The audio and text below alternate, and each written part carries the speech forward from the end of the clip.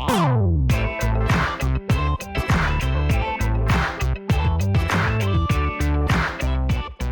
everybody, welcome to the last IT podcast in the world. I'm David Wheat from Alt CIO Consulting. That's Derek Johnson of apparently Tampa Bay because he's wearing a TB hat.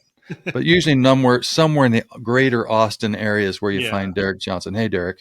Hey, we don't have a team in Austin, so we kind of can bandwagon on a number of teams. So, I mean, you're from Colorado. You could have chosen Colorado Rockies, but probably obvious reasons. And you went all the way to Florida and Tampa Bay. Why is Tampa Bay one of the teams you like? Did they win? We visited there like a couple of years ago. Well, you can go to a game or anything. It was spring training, but kind of got to go visit the area and liked it. And kind of easy, man. Kind of like their Moneyball. They do some good stuff, right? They're low payroll, but they get a lot done, and they get to actually play outdoors this year because their stadium broke. So, oof, yeah, terrific. I'm wearing the Public Wi-Fi is Safe Colorado license plate hat, and I've worn it before. This is in honor of a new term that I read the other day. It was there's a thing called zombie facts, FACTS, zombie facts. In this case, it meant things which were never true but will not die. That's a zombie fact. In my case, was public Wi-Fi at one point kind of marginally unsafe? Maybe if someone was there, maybe, but it is safe now. And in honor of zombie facts, I'm wearing that hat because that fact will not die, but it will on this podcast. Death to zombie facts. Good. Really quick inside podcasting story. So Derek, as you recall, your dog will occasionally barks on the podcast. Mm-hmm. You and I occasionally comment about the dog. We just leave it in because we're low key like that. Your personal image consultant along the line pointed out that you and I are talking about a dog, but they can't hear a dog barking. Right. That's because of a setting I pushed, which says eliminate background noise. So we're eliminating the dog through the magic of Riverside FM and still talking about it. And we'll just leave the dog in. So I've started not doing that. And on the last podcast, which was with @Ben Cole at ERP Connect Consulting, I had that off because of dog, blah, blah, blah, like I just said. And I mean, I apologize for all the heavy breathing that came through on that podcast. Ben's talking to some like mouth snorting, nose breathing person, which I think is me. And it's all because of that setting. So we're going to go back to cancel that awful background noise. And if the dog ever barks, Derek, we'll just let people know the dog barks. So, okay. Things you learn while you're doing a podcast. Yeah. You can add it in later with like a more robust dog barking sound. Yeah. Surely AI can help us with this. Okay.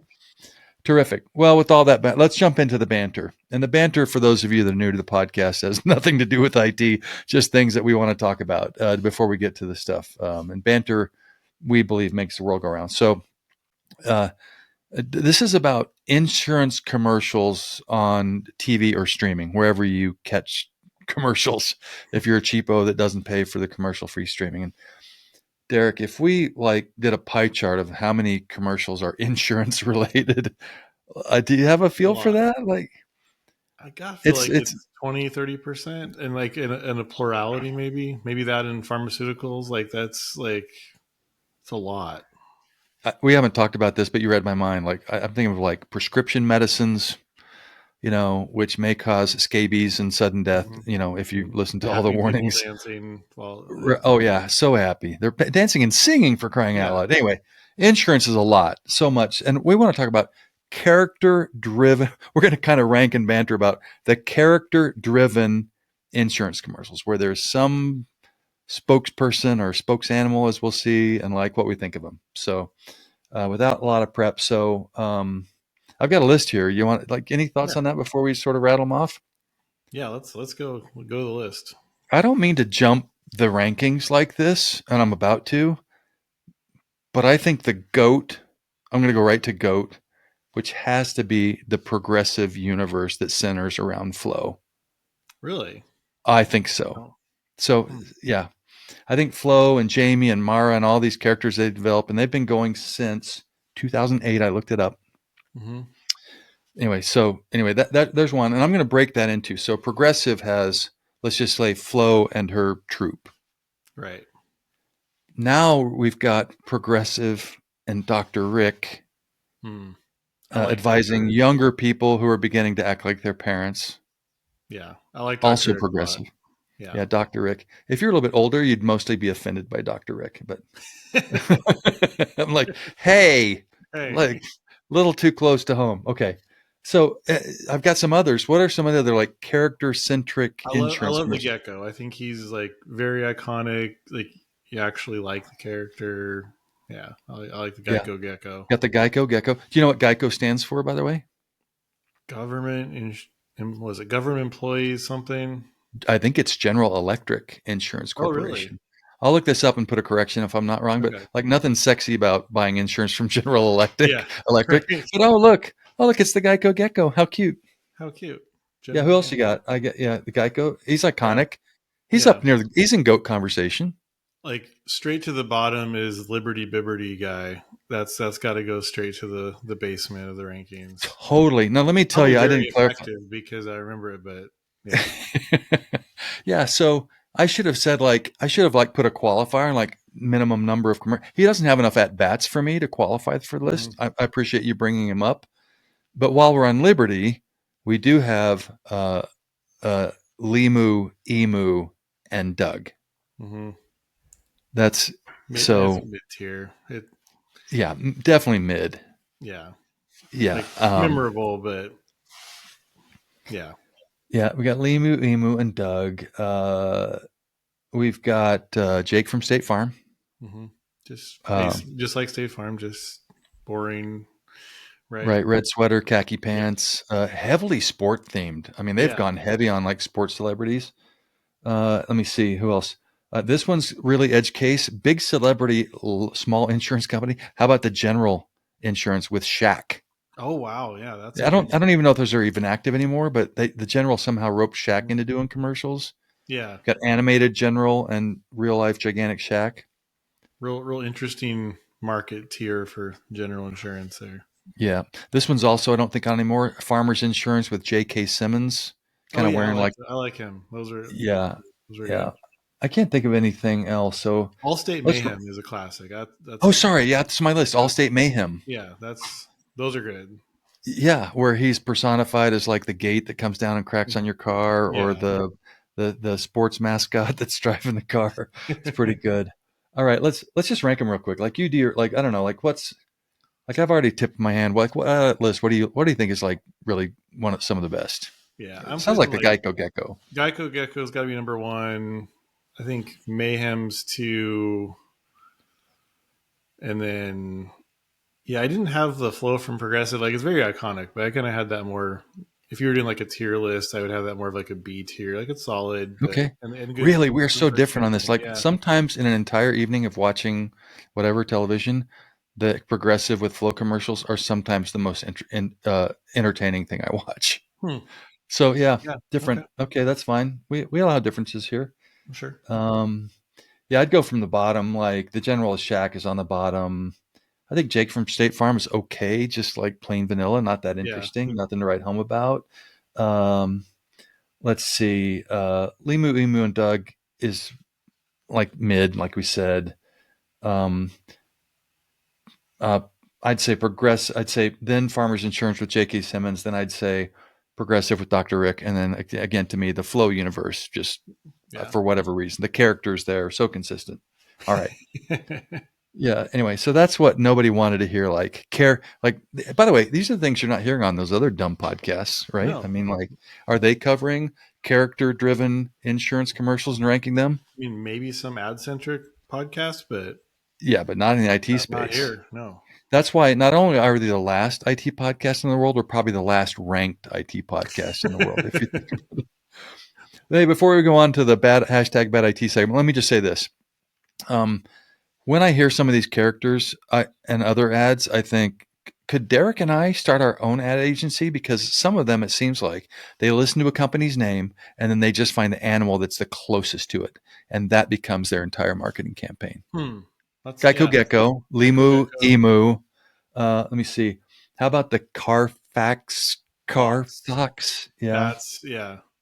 Or Aflac has a duck because That sounds like Aflac rhymes with quack. yeah. So either we should step into that space or we should just wait for AI. Like you feed it a company name, Mhm. it comes up with an animal. spits it out, and off you go. Yeah, I like that. Terrific. Okay. All right. We'll be back after this short break and talk about a little bit of hashtag bad IT that I guarantee you all of you have experienced. Back after a minute.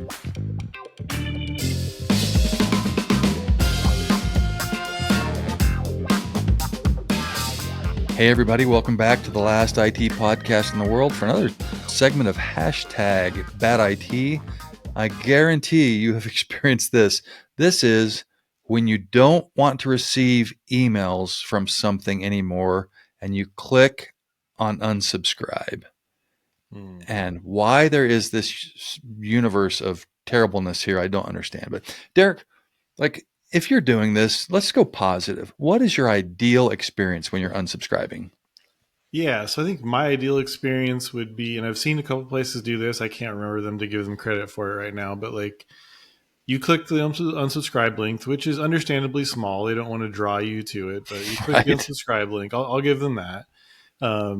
You're brought to a page that says acknowledges you've been unsubscribed because it's a private link. They know who you are, and they'll maybe have a checklist of all the mailing lists that organization has and which ones you're on, and so you can unsubscribe from them granularly, because that's a trick I've seen of like, oh, you've unsubscribed from the daily deals email, but you're still on the weekly specials email that comes out once a day. So yeah, if you bring me to that page, say you're unsubscribed from this one, here's a list of ones that are available. Pick the other ones you want out of the end. Okay. I think you're too easy on our technology friends. At a minimum, they should have that one at the bottom that says unsubscribe from everything. Yeah, Uh, that you're right. That's a good, yeah. Yeah, like do you want to be like the cafeteria style? Usually I'm unsubscribing from everything. Maybe you're not. Yeah. It's good to have the It choice, depends. It but depends on the email and who it's from, right? It could be yeah, something you like, but they're getting a little chatty with. But yeah, I think I you're like right. the nuclear Subscribe all option should be. button. Yeah, nuclear option Yeah. is a good button. I agree with My, that. my ideal experience is when they don't maybe have that sophisticated of a list, so that it's a simpler case. I press unsubscribe. It brings up a website that says, no other interaction required. You are successfully unsubscribed. Yeah, yeah. Close the browser window, done. What I don't, so let's go into the bad. Like what's some of your bad experience with unsubscribing? Can you think of Um, any? so there's the malicious bad, which unsubscribe is a proof of life for the spam sender, right? Like, oh, there's somebody here. Um, or request requiring you to enter your email address. Like, oh, do you unsubscribe? Yeah, Who are you? Well, you should know because you sent me an email. exactly. That's a huge red flag, and at least bad IT, if not malicious IT behavior. Yeah. So in other words, don't make me type in my email address because Yeah, it should be embedded in the URL that you gave me. It's you should easy. know. Everyone does it. Yeah. Yeah, yeah. Terrific. That's a huge red flag. Log, like if it's a page, like log into our to our page to do it. It should not take more than 10 seconds. Yeah. Agreed. Let me tell you one that is near and dear to your head and your heart. It's because it's from Major League Baseball. Okay. So I have unsubscribed. So we went to Chicago for a trip, bought Cubs tickets, went to a Cubs game. Fantastic. Can't say enough about it. But to do that, I had to get the tickets on the MLB app, and then I was subscribed to every Chicago Cubs like lottery picks and like partner affiliate things, and I went out of all of them. And so on MLB, when you unsubscribe, it opens up a browser's page, and there are two radio buttons, two choices only. And the one that is defaulted to checked is like, on second thought, keep me subscribed. Yes. And I have to go check the radio button that says, yes, I really mean it, so unsubscribe. And avoid the red. Oh yeah, please keep me subscribed. I can just hear the meeting inside the MLB conference room. Like, how do we know they clicked on it and they meant to? You know, Mm-hmm. how do we know Yeah, they really meant to unsubscribe? And I'm like, well, because I clicked on the word unsubscribe. And but it's like at least flip the radio buttons around. yeah. At least say, I will unsubscribe you now, but here's a little radio button. On second thought, stay subscribed. Like It's greasy a little bit. don't make me madder at you on the way out. Like I'm never even trying to sign up for your stuff again because. But I'm sure there's pretty perverse incentives where once they've lost you to that point, the the incentive for them to not be kind of a pain on the way out is pretty low. Yeah, exactly. But Also, here's another thing. I don't want to get a confirmation email. Yes. Just, I'll Just take you. If you show me the browser unsubscribed, I'll take your word I'm for it. good. Yeah. Yeah, not another email because I'm trying to get rid of all the email. Oh, let's talk about like what about when you have to choose a reason? Oh yeah. Have you ever Like told? Do you tell them or do you just ignore them? if it's easy, I'll press a button. But no, it's just I don't want to interact with you anymore. I don't know why we have to have this awkward Right. conversation right now. I'm breaking up with you, I'm breaking up with you. It's not you, it's me. I just don't have time to read all the emails right now. and I You're don't doing want to talk great. anymore about yeah. Yeah. Yeah. So my most, if I do interact with that, like, why are you leaving? I almost, the most common one for me, see if you get, is like, I don't remember signing up for all these emails. You know, Yeah. like it's the one that says, I never signed up for this, you know, I thought I was like, just buying a bike. I didn't think I was. I think I was getting engaged. Yeah. Yeah, Right. exactly. All right. All right. We're on our way. Terrific. We're on our way. I've got one more thing. By the way, I should have, this topic was inspired by longtime listener, big fan of the pod at Mark Rhodes, who emailed me this. And he emailed me his experience with T-Mobile. And it said, you're unsubscribed. Please allow 10, count them 10, wait, minutes? No, not minutes. Hours? No, not hours. Days for your unsubscribe to complete. That's like are we like physically mailing the notice somewhere? You and I think so much alike. I'm like, first I have to print out your unsubscribe request, then I have to put it in intercompany mail and like FedEx it to our unsubscribe location in, North Platte, Nebraska. Yeah. Then they have to key it into a separate system. Like, even then I can even then, Derek, I can't get to 10 days. What's really subversive about it is they could just not do it. And the 10 days between you thinking you unsubscribed and still getting emails, you aren't really alerted to the fact that, hey, it's been 10 days, I'm still getting them. It's Yeah. They could I just use never do it. No one's going to I use respond. this example way too much. When I put my credit card in a gas pump, it validates my credit card in seconds. Hmm. I always Which say, like, if my gas pump can do this, you can unsubscribe me in faster than 10 days. yeah, we got some ETL processes to talk about if it's that hard to move that through. So, so ridiculous. Okay. Hashtag bad IT. A lot of bad IT out there, and unsubscribe. A lot of good stuff too. Like, but stop being greasy, everybody. Stop it. Okay. All right. We'll be back after this idea with the main idea, or the big idea, sorry, right after this brief musical interlude. Time for the segment called The Big Idea. The Big Idea. The Big Idea. Serious topic, but we'll still have fun. We'll still have fun with the big idea.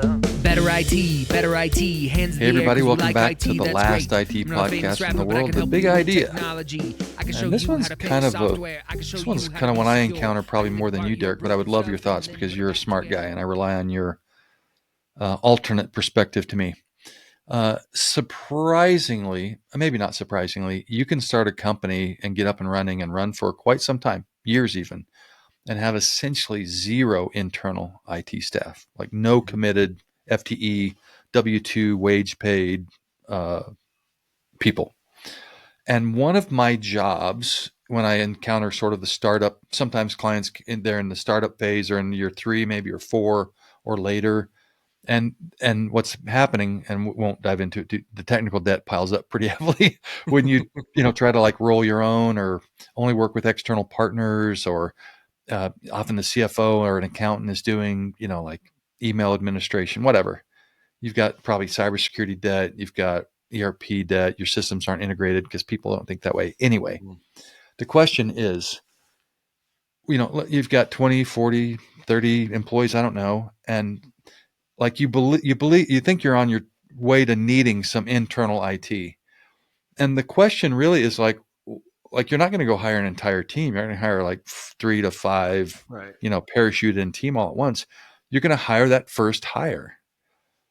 And there's kind of pros and cons, no right answer, but like what's the first right hire for, kind of a startup company, or even some more mature companies that just haven't really had internal IT. And I've got thoughts. It's kind of my space, but I'd love to. Are you gonna say like definitely like a high level software architect coder No, person? I think Okay, that's like don't hire Derek. as much as it's an admission against interest. Like, no, I don't think like. Um, I was thinking about that. I don't think that's one. I think that's the one you could probably safely say no, unless in this very unusual situation of a very software heavy business, in which case Yeah. you probably did that pretty early on. Yeah, let's say Um, they're a product. That's fair. Let's say they're a yeah, product company. They make or they buy and they distribute physical products, and they use mostly out of the box software. Let's say, yeah. yeah, And I think like the stereotypical one is the like I think your analogy the printer on jammer, you know, and I think that help happens a lot. desky, Yeah, help desky, and I think laptop that happens a setupy. lot. And a lot of great people start their careers that way of kind of self taught or just got a kind of entry level degree in some IT related field and come in and they do that and they do a great job. But it is a weird role because um, like you said, there's a lot of management that starts to happen, and there's no one to sort of rein that person in or guide that person or maybe grow them out of their comfort zone, right? Because everything they learned is internal. So I think that happens a lot. I said a lot of people find great talent that way, and that person grows into a role that gets bigger. But I mean, I don't know if it's easy, but I would lean toward kind of that vendor management thing because I would imagine as Mm, you grew to that point, like you alluded to, you probably outsourced some IT already, right? You bought computers, you had somebody network your building, or if you have a special product scenario, right? You bought software from probably cloud providers to keep it simple, but you've already sort of gotten some vendor relationships, and I would think that's the first thing you would want because like if it is something in my field of software architecture, I think that's when you would reach out to a consulting shop of let's engage for a specific reason for a specific time frame, not we just need one developer, one architect. yeah, really, really great stuff. I think you're right. So, we've kind of got the help desk, laptop setup, printer and jammer sort of help, that kind of role. And I don't mean to say at the bottom disrespectfully, but they're not typically in a leadership role. Right. I would say a lot of companies do start there. They just hire a sort of an entry level or lower tier setup person, an email admin, that Yeah. kind of a thing. And what you're describing about vendor management, which is such a great phrase that you brought up. The other end of the stream is like you could go hire literally a manager or director of IT, like the first role. It's kind of what you mean. Get Mm-hmm. them internal. They're going to have to direct, guide, manage, including third parties, even without any staff to start. Mm-hmm. Probably. Right. We'll talk about whether you can hire this person or not. Can you hire a director of IT with no staff? But increasingly, you are managing a constellation of vendors and technologies. Mm-hmm. And you're hopefully bringing in you're like, let's get these systems talking to each other. Let's make sure when we buy the next thing that we go through a process and like just don't pick what someone liked from their last job, which may not integrate cleanly with our technology stack, which is a real problem. Um, but I think a lot of companies have trouble thinking about that being their first hire Yeah. because they feel I think they go hire to address their day to day The pain. acute need is I just need someone to call when this happens and that has more IT chops than I do and has it's their job so they have bandwidth to think about it and Yeah. And often it's literally often a CFO in these startups that's like kind of doing the email setups, and that kind of stuff. And so they probably say like, I just can't do this anymore. And so the acuteness to your point probably drives them like take all these day to day sort of more IT technical administration tasks off of someone's hand. Completely reasonable. There's nothing wrong with that, by the way. yeah. Um, No, it's a very but organic way to but grow. know what you have. You do not have a technology architectural software purchasing uh, level of Mm-hmm. resource. I think Right. that's I'll tell you a real quick story. Back when I was an accounting major, I was an accounting major in college, and suddenly, my family like asked me all kinds of accounting questions, like tax accounting, and like they even thought I could like calculate the tip on a bill faster than they could, because of Because and that's like what in you the world do. of accounting, there are like 15 or 30 different kinds of accountants. There's general ledger accountant, there's tax accountant, there's all kinds of things, and So I think, IT is a mystery to a lot of business leaders. So they think if I've hired this person, why can't they, like go help us buy the next software solution, and maybe they can. I don't know everybody, but that would not typically be in their wheelhouse for sure. Yeah, and I do think So you're set up better. You're also going to have a second hire, and I've seen that yeah, this might play out too. If the first hire is sort of the help desk and jammer, like I said, sometimes you will hit the lottery and you'll find somebody good, in spite of the fact that you don't really know what you're looking for to hire. Right? If you're a non-technical person, are you well equipped to make that first hire and find that great talent? Or do you hire that person, they get entrenched, they do a really good job, they know where all the bodies are buried in IT, and they can do all the things, but you outgrow having one, and then you want a manager, then you have a real weird dynamic where you've got a person that's been there 5-10 years, has built this up, and you make the call that you need someone to manage that person and your vendor relationships. That's going to be a rocky relationship to start with, right? that is such a good point. And I literally, I don't mean fake literally. I don't mean millennial literally. I mean, literally, that was Literally. my experience at one company. Hmm.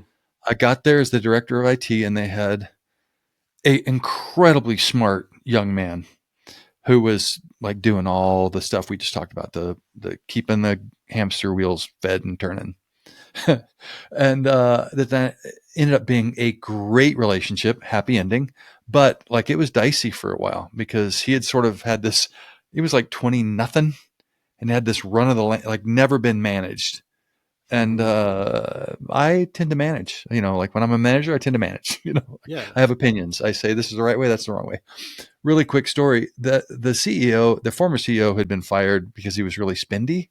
Hmm. Uh, had bought like a $10,000 cherry desk in credenza and just was super spendy, and nobody wanted it. And so there was this really big office when I got there. The help desky guy that was Hmm. there, like 3 years before me, was sitting at this $10,000 cherry desk in credenza. And because he was already in the office, I was stuck upstairs, like in a cubicle in a back corner, like with no privacy, which was fine. I didn't want the cherry credenza desk thingy, but there was this weird dynamic where even the place where I had to come down to his office for meetings. Shout out to at name removed here because he was great. We got over that. We figured it out. We became friends. Great respect for him. I think he's got respect for me, and he was a fantastic employee. Went on to do great things, but Hmm. the dynamic you talked about can be pretty weird, and it's very, very true. Um, there's kind of a third position I want to throw into the mix here. So you've got kind of like the IT infrastructure and networking and Wi-Fi and passwords and email and laptop. Let's call that Hmm. infrastructure, maybe cybersecurity.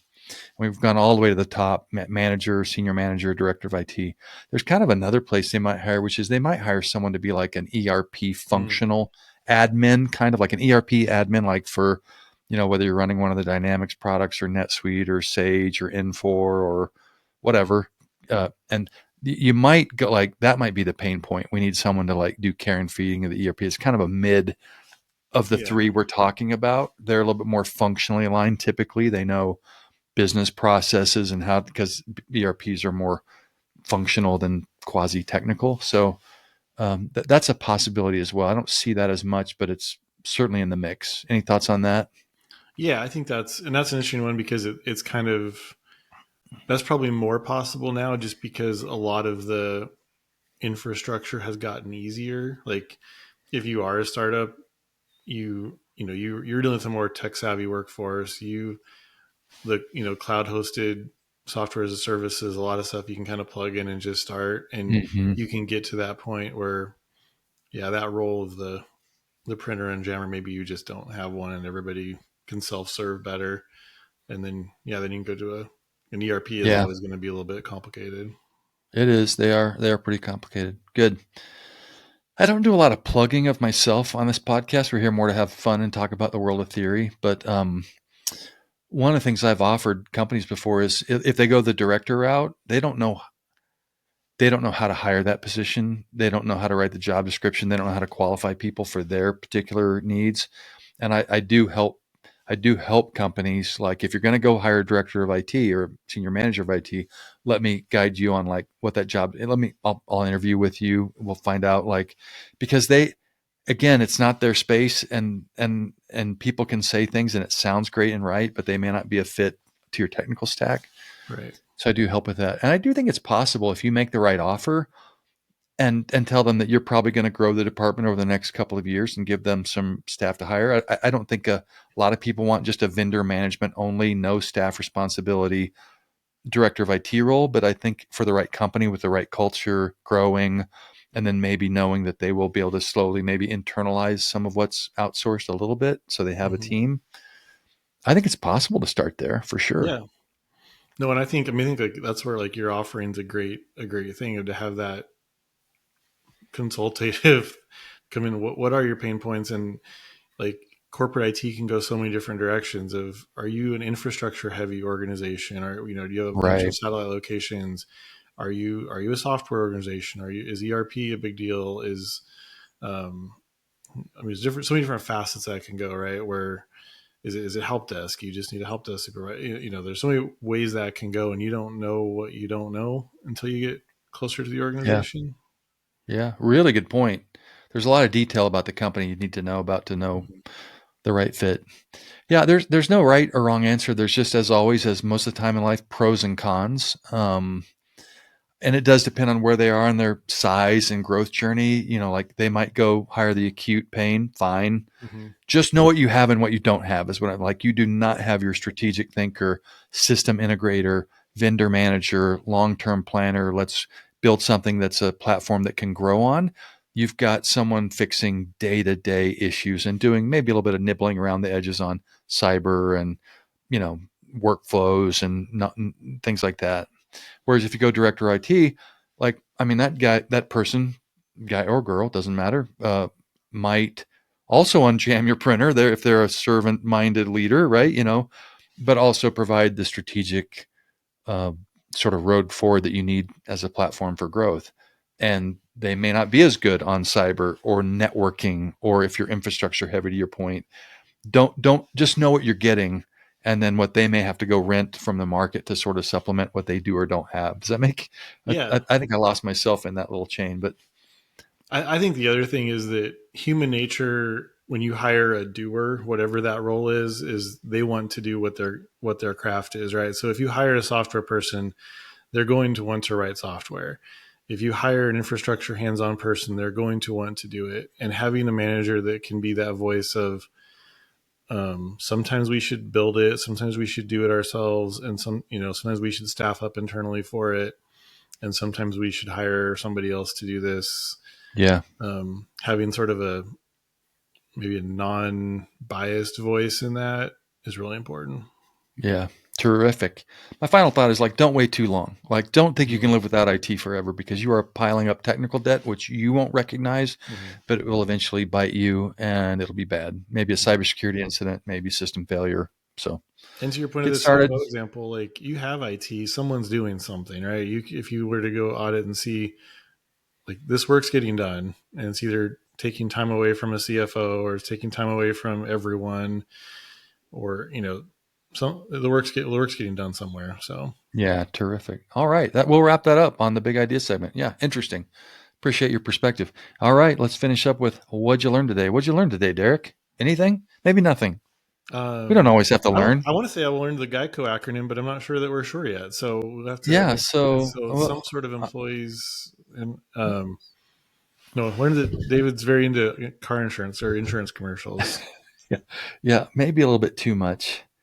Let's just do this on the fly. We've never done this. Do it live. No, you're right. I'm wrong. Everybody, forget everything I said. It's not General Electric. I was just making stuff up on the podcast. I made a zombie fact. I made a zombie fact. It's going to live forever because so many people listen to my podcast. It is government employees insurance companies. Okay. All right. Forget it. Wrong. Okay. Scratch. I'll put a clarification. Well, All right. let the record Yeah. show. I learned that we agree on a lot of things, but we see insurance commercials completely differently. I didn't say it during the segment, but like the mayhem commercials, like, always stress me out. They're Really, so stressful. Oh yeah. that's hilarious. And I it's not a love for Flow. I just want to be clear. It's the It's universe. the Flow universe. Yeah. I can appreciate the expandable universe that Flow has created, right? Like there's the ability to spawn off characters is quite good. Yeah, we can disagree on best character-driven insurance company commercials and still be friends. What a world. Yeah. Oh, terrific. Okay. Thanks, Derek, once again. Enjoyed it. Thanks, everyone. See you on the next episode of the Last IT Podcast in the World. Bye.